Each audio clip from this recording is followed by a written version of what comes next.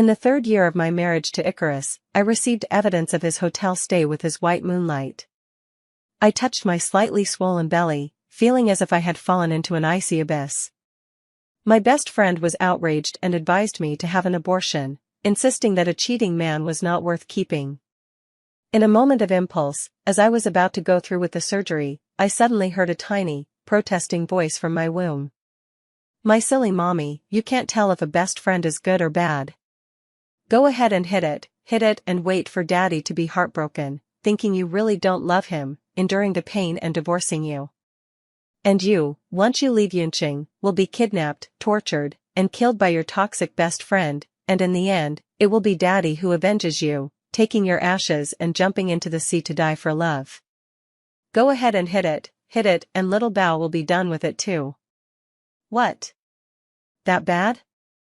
Then I won't play." The nurse paused her movements, seemingly somewhat relieved. "So you're really not going through with it?" I shook my head repeatedly. "No, I want to keep this baby." My best friend was stunned and earnestly tried to persuade me. "Lucia, cheating is either never or countless times, especially when it's with his first love. Listen to me, terminate this pregnancy and divorce Icarus. A marriage without love is just a prison. You love freedom so much, you can't be trapped for life." As soon as Scarlett finished speaking, the little one in her belly immediately erupted. "What white moonlight? What prison? Daddy's white moonlight is mommy, and their marriage isn't a prison, it's a castle. Clearly, it's you who likes daddy and wants to break them apart so you can take mommy's place, you vile woman." Vile woman. Small in size, but loud in voice. I gently patted my belly to soothe the little one inside. Seeing the worry on Scarlett's face, I hesitated. A decade of friendship, aside from family, she was the one I trusted most. I held her hand and furrowed my brow. "Scarlett, I was too emotional earlier, but now that I've calmed down and thought about it carefully, maybe there was some misunderstanding." Scarlett immediately couldn't sit still and threw off my hand, shouting, "A misunderstanding? What kind of misunderstanding? They even checked into a hotel, how could that be a misunderstanding? Lucia, you're so love-struck, aren't you? Everyone in Cloud City knows Felicity is Icarus's first love. Back then, if Felicity hadn't gone abroad and Icarus's family hadn't faced bankruptcy, do you really think he would have looked your way?" I froze. Over the past 10 years, Scarlett had always been gentle and kind, never raising her voice at anyone.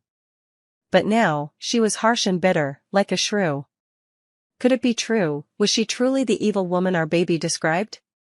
Scarlett kept on ranting, seemingly standing up for me in righteous anger, yet every word she spoke carried a note of belittlement. "Lucia, look at Icarus, tall and handsome.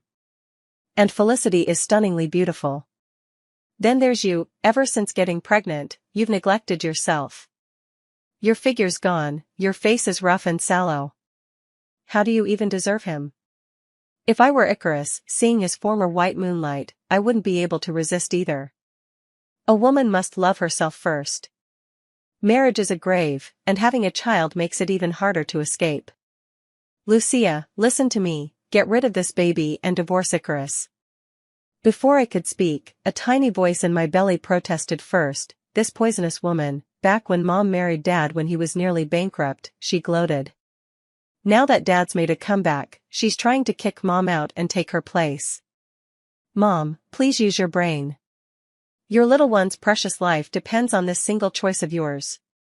My eyes turned cold, not missing the fleeting calculation in Scarlett's gaze. So she wasn't some gentle, innocent little flower after all, but rather a venomous datura blossom laced with poison. Suddenly, the hospital room door was flung open. Seeing who entered, a glimmer of light flashed in Scarlett's eyes.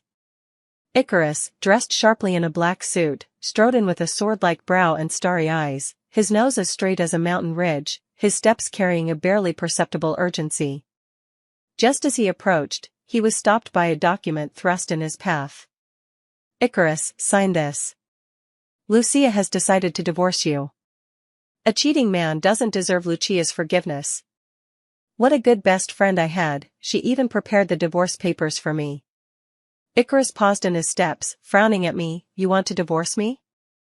I couldn't tell if it was my imagination, but I thought I detected a slight tremor in his voice.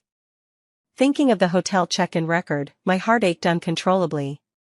Even if what Xiaobao said was true, that Icarus loves me, I still couldn't bear the thought of infidelity. Lowering my gaze, I replied calmly, "Yes, please sign." My palms were clammy with sweat, and my hand instinctively tightened over my belly. A tiny, aggrieved voice whimpered, "Woo-woo, mommy, are you still not going to keep Xiaobao?"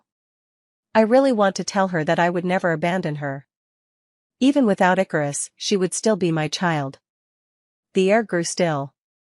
Scarlett slightly lifted her chin, her eyes filled with anticipation as she urged, "Did you hear that? Lucia wants you to sign. Icarus, there are plenty of men out there, don't stand in the way of Lucia finding true love." The atmosphere tensed abruptly as Icarus's dark eyes turned icy. With a cold sneer, he uttered, "True love?" My heart clenched. In the next moment, a sharp tearing sound echoed, the divorce agreement turned to shreds in Icarus's hands. He looked at me coldly, "Lucia, you think I'd let my child call another man dad while carrying my baby and chasing your so-called true love?" I watched Icarus's tightly clenched, trembling fists when suddenly, a sharp pain shot through my stomach. "Mommy, I'm sorry, baby didn't mean to hurt you. Look how worried daddy is about you.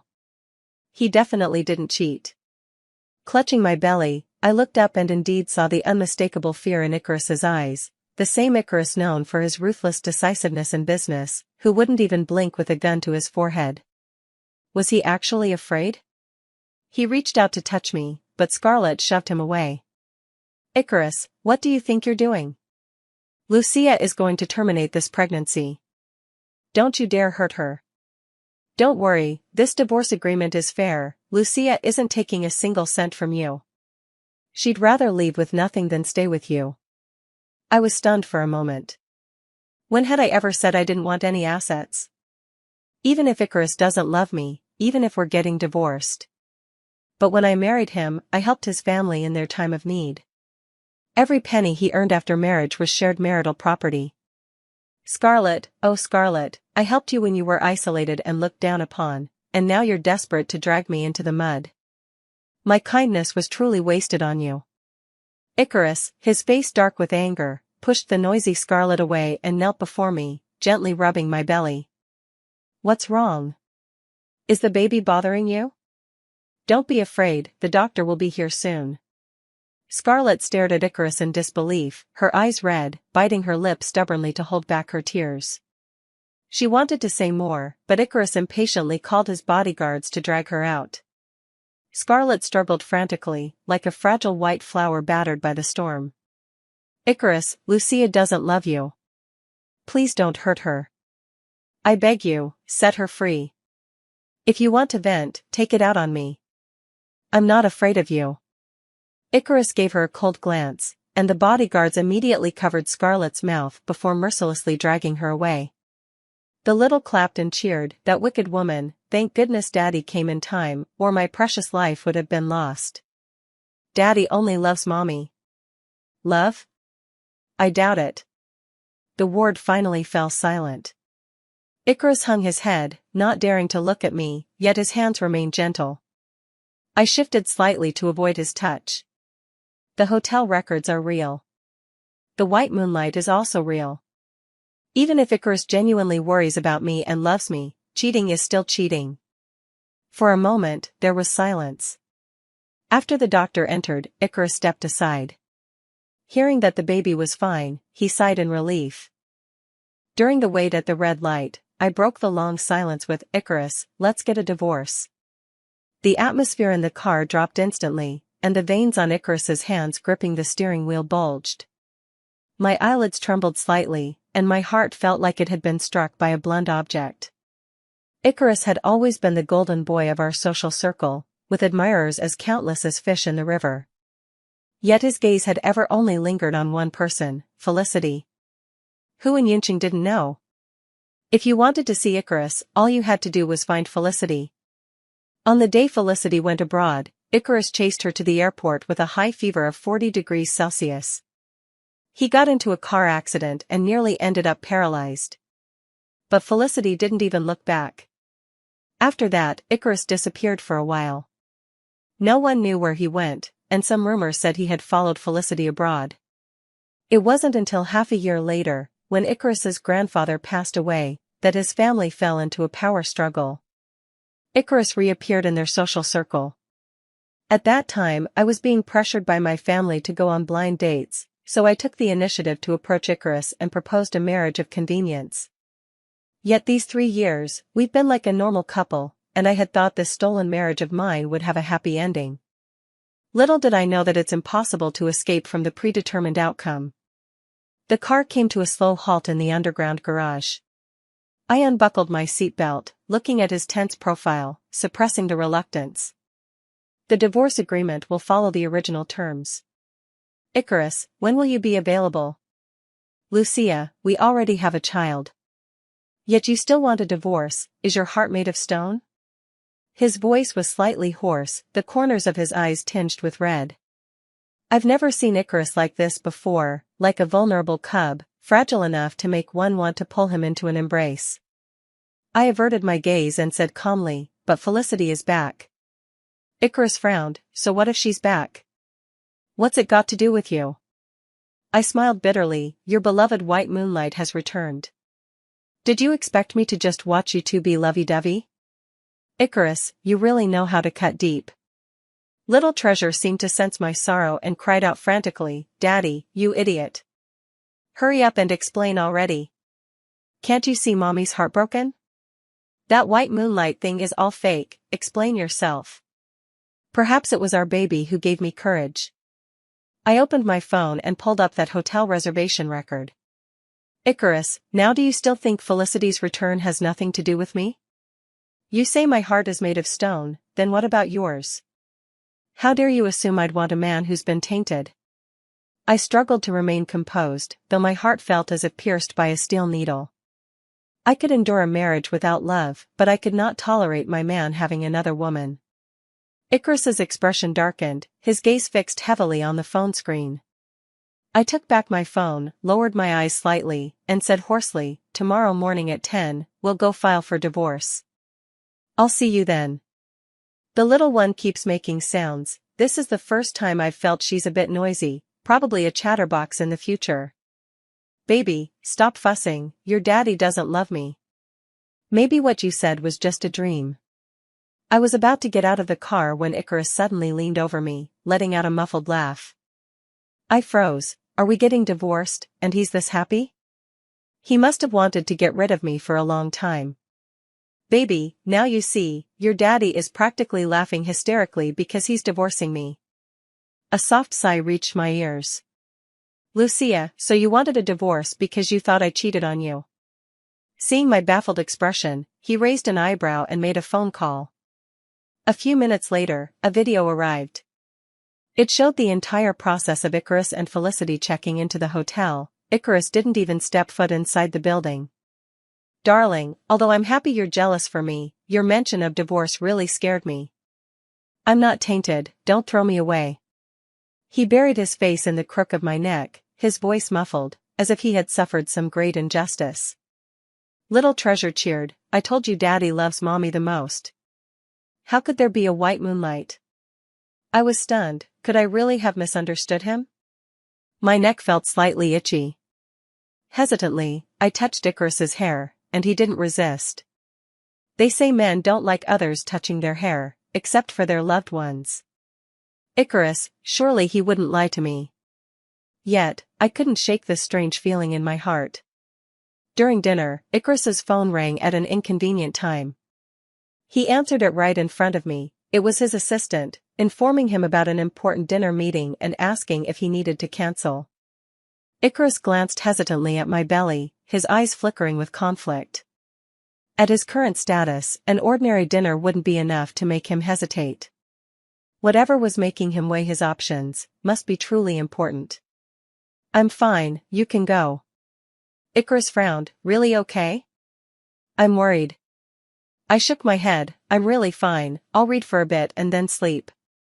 Icarus gently kissed my forehead, his eyes full of concern, if anything happens, call me, I'll come back right away. I nodded. After 3 years, this was the first time Icarus had been so clingy when going out. Little Treasure heaved a contented sigh. Mommy and Daddy are back together. I must be the happiest baby in the whole world. Baby, Mommy is also the happiest mommy in the whole world. You saved Mommy's life. After taking a shower, I came out to find numerous messages from Icarus, all updating me on his whereabouts. I'm here, Lucia. I miss you so much. I really don't want to be apart from you for even a second. I shouldn't have come. It would be so much better to hold you and sleep. I suddenly realized that Icarus has quite a childlike nature. I replied with a head-patting emoji, put down my phone, and got ready to sleep, only for the message alerts to chime repeatedly. Just one emoji could make him that excited? Could I really be his unattainable white moonlight? For a moment, all the clichés from novels, secret love finally fulfilled, arranged marriages blossoming into love, flooded my mind. I opened the chat window, but the smile on my face froze. The message was from Scarlett, containing 2 videos. The first video showed Icarus and Felicity at a hotel, their pale bodies entwined like serpents, yet Icarus's face was unmistakably clear. I couldn't possibly mistake him. The second video was from tonight's dinner gathering. Every face was familiar to me, they were all Icarus's friends. By his side sat Felicity, the woman practically draped over him. So, tonight's dinner had nothing to do with work at all. It was just a casual get-together among friends. I know all of Icarus's friends. In the 3 years we've been married, I've never missed any of their gatherings. But this time Icarus chose to hide it from me. Lucia, I warned you long ago that a cheating man isn't worth keeping. I even saw Icarus kissing that woman, and all his buddies were calling her sister-in-law. Felicity is his true love. You mustn't be foolish about this. My heart felt as though it had been tugged by an invisible hand. A tear fell onto the screen, blurring Icarus's face in the photo. Icarus, Scarlett, Little Treasure, who's lying? Little Treasure's lips trembled before she burst into tears, wailing, how could this be? Didn't Daddy hold Mommy's ashes and follow her to death in the past life? But this didn't happen in the past life. Could Daddy's true love really be someone else? Mommy, if you're unhappy, just divorce Daddy. Little Treasure doesn't have to stay in this world. I feel terrible all over, with my heart throbbing in pain. Baby, Mommy won't abandon you without finding out the truth. I'm going to ask your father for an explanation. I didn't even bother to change out of my pajamas, just grabbed the car keys and rushed out. After running through several red lights, I finally arrived at the club. The closer I got to the private room, the faster my heart raced. Scarlett seemed even more anxious than I was. Lucia, Icarus is such a scum. You mustn't forgive him, you have to divorce him. I closed my eyes briefly, took a deep breath, and as I heard the laughter inside, I pushed the door open abruptly. The noise in the room stopped instantly. I spotted the man sitting at the head of the table almost immediately. His suit jacket was draped over the back of the chair, his shirt collar slightly open, a frown creasing his brow as he looked thoroughly displeased. Our eyes met, and he froze for a moment, the storm in his dark eyes gradually softening. Lucia, what are you doing here? Why are you in pajamas? Did something happen? You're scaring me. He hastily draped his suit jacket over my shoulders, but Scarlett abruptly shoved it away. Still pretending? We're here to catch you red-handed. The private room fell dead silent. The guests exchanged uneasy glances. Someone snapped out of it and forced an awkward laugh. Oh, so you're his wife. Don't blame Icarus, he had no idea about this gathering. What do you mean, unaware? A crisp female voice interrupted the speaker. I turned toward the sound. The woman had curly hair, her bright face brimming with arrogance as she crossed her arms and looked down at me disdainfully. So you're the woman Icarus married? Not much to look at, are you? Gasps echoed around us. In all the time since my marriage to Icarus, no one had dared to openly critique my appearance in his presence, even if it was just a business arrangement. Someone whispered urgently, please, for heaven's sake, stop talking. just drop it. Felicity didn't even glance at him, her red lips curling slightly as she looked at me with undisguised contempt. Am I wrong? Icarus, when did your taste become so questionable? Look at those dark circles under her eyes, anyone would think she's been on something. Subconsciously, I touched the area beneath my eyes. After receiving that hotel record last night, I hadn't slept a wink, and today was spent running around the hospital. My complexion probably did look terrible, though nowhere near on something levels. The little one in my belly couldn't take it any longer, swinging tiny fists and roaring indignantly, she's the one who's on something. Her whole family's on something. Mommy, she's gone too far, and Daddy's just as bad. How could he not say a single word in your defense after she insulted you like that? Baby's so disappointed in him. I soothingly rubbed my belly. Seeing me stay silent, Felicity sneered, they say pregnancy brain lasts 3 years. Looks like it's true. Icarus is just out for a meal with friends, and you think it's worth rushing out in pajamas to check on him? Icarus, your wife is no good, boring. You should divorce her. The atmosphere at the table froze instantly. The others stared at Felicity in shock, their eyes practically screaming, how dare she say that? I glanced at Icarus with a smile. His face was dark, his thin lips pressed tight. Was he angry? But he didn't intervene. So his white moonlight really was more important after all. Before anyone could react, Scarlett raised her hand and slapped Felicity across the face. Bitch, how dare you seduce Icarus? It seems you're really tired of living. Take a look in the mirror at yourself. Today, I'll teach you, this shameless homewrecker, a lesson on behalf of Lucia. She was about to take action when Icarus, who had been silent all this time, suddenly spoke coldly, enough. I looked up at him, only to see his dark eyes smoldering and his thin lips pressed tightly together, the fury in his eyes barely contained. I gave a bitter smile, opened the video, and tore off this veil of shame. Icarus, now, do you have anything to explain? Icarus furrowed his brows, the sounds from the video making faces around the room blush.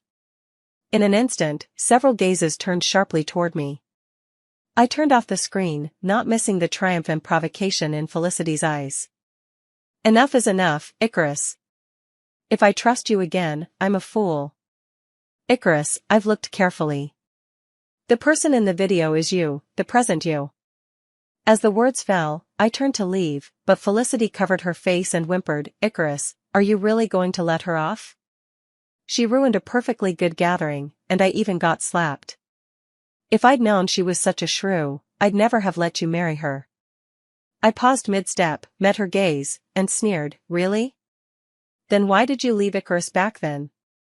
Even if you had no choice, with transportation so convenient now, why didn't you fly back to stop him on his wedding day? Now that things are set in stone and you regret it, isn't getting beaten up as the other woman exactly what you deserve?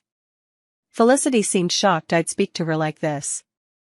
She froze, then looked at Icarus with a pleading, fragile expression.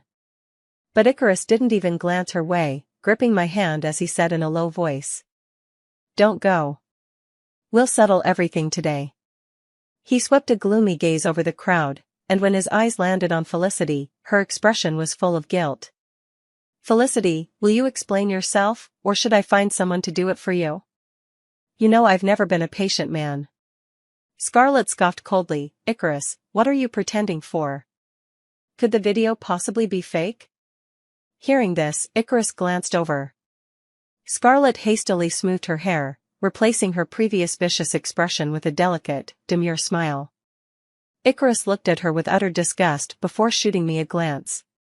I already told you to keep your distance from her. Haven't you seen her true colors yet? How should I put this? Actually, I was just blinded by anger. But the real issue here isn't Scarlett, it's that video. Felicity insists it was an uncontrollable moment of passion between two long-separated lovers. Icarus, I know you're too embarrassed to admit it. But how can the video lie? You have feelings for me, and I have feelings for you too. Just divorce her, and I'll marry you right away. Icarus let out a cold laugh, like Satan himself. Felicity, I've already given you chances, but you didn't cherish them. Now I have no reason to spare your dignity either.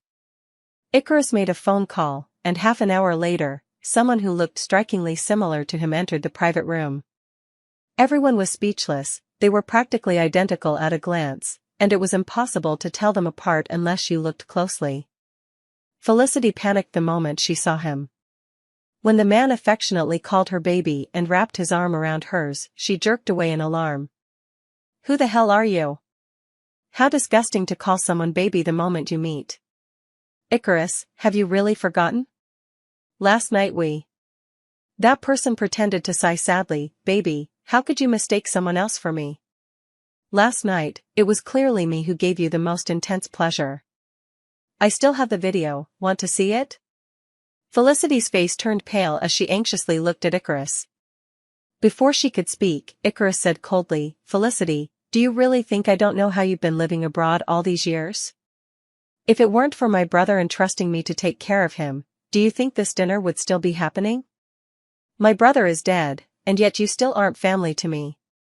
The respect you get from me for his sake won't last forever. From now on, you better look after yourself. Felicity was thunderstruck, collapsing into the chair in disbelief. Icarus glanced around, then said to his friends, what happened today is a one-time thing. If there's a next time, I don't think we need to be friends anymore. With that, he took my hand and led me out of the private room, leaving the others exchanging confused glances. On the way out, he explained that the person in the video wasn't him, it was someone who looked just like him. And this dinner? He'd been tricked into coming by his friends. But, should I really believe him? As I hesitated, the little one in my belly quickly chimed in, I told you Daddy doesn't have a white moonlight. I was too scared to speak up earlier, that really freaked me out. Good luck strikes again. Today's been a real roller coaster, huh? Amused, I rubbed my belly, but my heart still felt unsettled. Just as we stepped out of the club, Scarlett came running after us. Wait, Lucia. Don't believe a word he says, he's definitely lying to you. Icarus looked at Scarlett as if she were already dead. Scarlett took 2 steps back, her face turning pale. I ignored the undercurrents between them and walked straight toward the car. My wrist was suddenly grabbed, fingers squeezing into the spaces between mine, palms pressed together so tightly I couldn't shake it off no matter how hard I tried. Lucia, if you're still angry, you should slap me a couple of times and warn me never to betray you again. What's the point of sulking in silence? I met his gaze directly, and the moment our eyes locked, my restless heart seemed to calm instantly. Even now, I still don't know whether I should trust Icarus. Do you have a brother? I had never heard that Icarus had any siblings. Icarus hesitated for a moment before nodding hurriedly, I have a twin brother. And they're twins? Felicity was my brother's fiancée. My brother has been weak since childhood, and in recent years, he was even bedridden.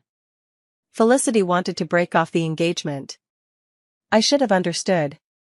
But my brother just wanted to see her. I chased desperately to the airport but still couldn't persuade her to meet him. Lucia, I often wonder, what if my brother and I had switched places? Then everyone would be happy. I froze. I'd never seen Icarus like this before, shrouded in gloom as if he'd fallen into a black hole of self-blame. I've read plenty of news about twins competing for nutrients in the womb, even absorbing each other. But I never imagined this unconscious act would haunt Icarus with guilt for so many years. The warm yellow streetlights cast shadows on the ground, and silence settled between us. Suddenly, Icarus plucked a ticket from the windshield wiper and burst out laughing, his voice tinged with pride. Lucia, so you're this afraid of me cheating? You, who normally don't even dare to drive 60 miles per hour, actually ran several red lights just for me. My cheeks burned, and now that I've cooled down, I realize I did act impulsively tonight. Slender fingers tilted my chin up, and I met Icarus's earnest gaze. He said, Lucia, I have no white moonlight. I don't have someone I like. My loyalty to you is absolute. Can you trust me just this once? Trust him? Mommy, don't rush to answer. Now's the perfect time to strike while the iron is hot and see just how much Daddy loves you. Sorry, Mommy, but I want to see Daddy squirm a little. As soon as he finished speaking, the baby kicked hard, and I gasped in pain, clutching my stomach as my face turned deathly pale. Icarus instantly panicked, hastily scooping me up in his arms and dashing to the street to hail a cab. The whole way, he held me tightly, his voice trembling as he spoke. Lucia, you'll be fine, don't be afraid. We'll do a full body check later. If this child...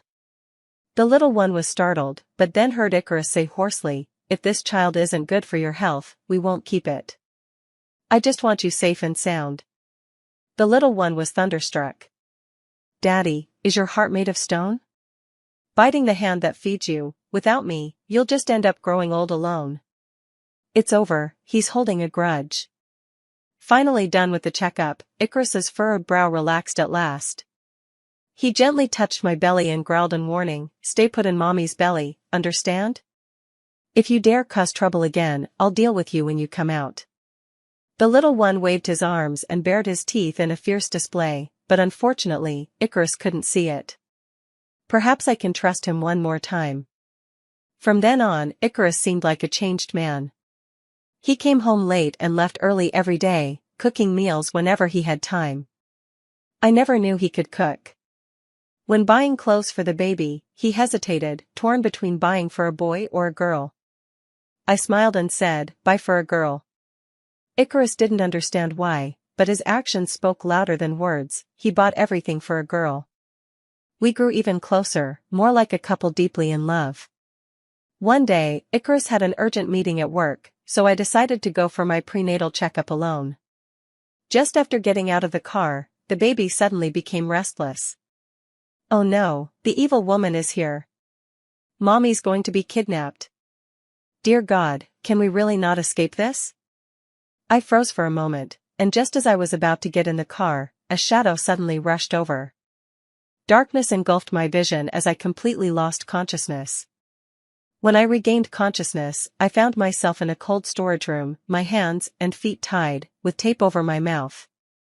Outside the cold storage, Scarlet and Felicity were talking. What if we freeze her to death and Icarus finds out it was us? Will he kill us? Don't be stupid. We live in a society governed by law. Who would dare kill someone that easily? What are we doing now?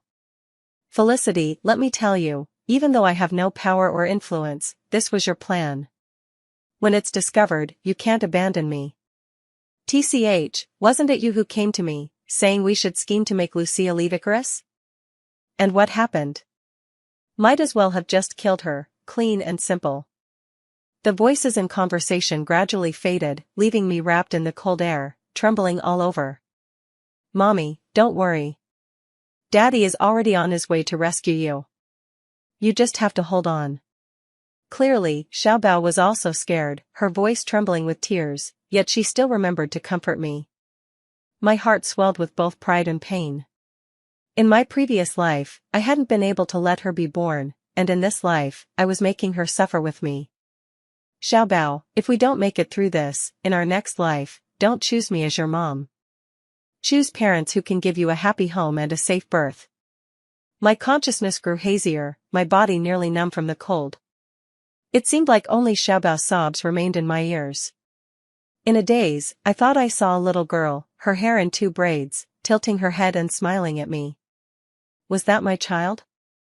I reached out, wanting to touch her. The next second, my hand fell into a warm palm, and I was pulled into a warm embrace. The scent of disinfectant filled my nose as my eyelashes fluttered lightly, and an urgent voice rang in my ears. Honey, you're awake. Doctor. My wife is awake, please check on her quickly. I slowly opened my eyes, and several white figures flickered in my vision, the beeping of machines particularly sharp. Only after the doctor confirmed everything was fine did Icarus's hanging heart finally settle. He sat by the hospital bed, his eyes bloodshot, clearly from crying. You scared me to death, I almost thought. What was he thinking? He didn't dare to continue that thought. All he knew was that when he received the news of Lucia eloping with Gabriel, he was enraged. All the warmth and affection during this time had been fake. Icarus thought self-deprecatingly, let it be, he had tried his best, hadn't he? Yet Lucia still sought every means to escape him, even going so far as to feign compliance with him. If he couldn't keep her heart, then he might as well set her free. But just as he decided to let her go, he received a call from Gabriel, reminding Lucia to go for her follow-up checkup. Only then did Icarus realize that Lucia hadn't eloped with Gabriel, they were merely ordinary college classmates. Icarus frantically called Lucia over and over, but no one ever answered. In the end, he called the police. The doctor said if they had been any later, Lucia would have lost all vital signs. Icarus's face was filled with self-blame and regret. I touched my stomach. What about the baby? Why is there no sound? From the moment I woke up until now, I hadn't heard the baby's voice. Icarus hung his head, remaining silent for a long time. My heart sank abruptly. Gripping his collar, my eyes turned red. Icarus, where is my baby? He held my hand, his voice hoarse. Lucia, we'll have another child. What does this mean? It felt like I had fallen into a bottomless black hole. Icarus kept murmuring, but I couldn't hear anything anymore. That little girl, so well-behaved, had recognized me as her mother for 2 lifetimes, yet I never got to see her, and she. I closed my eyes, a tear slipping from the corner. On the day of my discharge, Gabriel personally examined me. A trace of pity flickered in his eyes. Lucia, there will be more children. You need to recover your health first. I nodded and said, thank you. Gabriel was my college classmate who once pursued me. After I got married, we gradually lost contact. But Scarlett exaggeratedly told Icarus a lot of things. In Icarus's eyes, I had a first love, and in my eyes,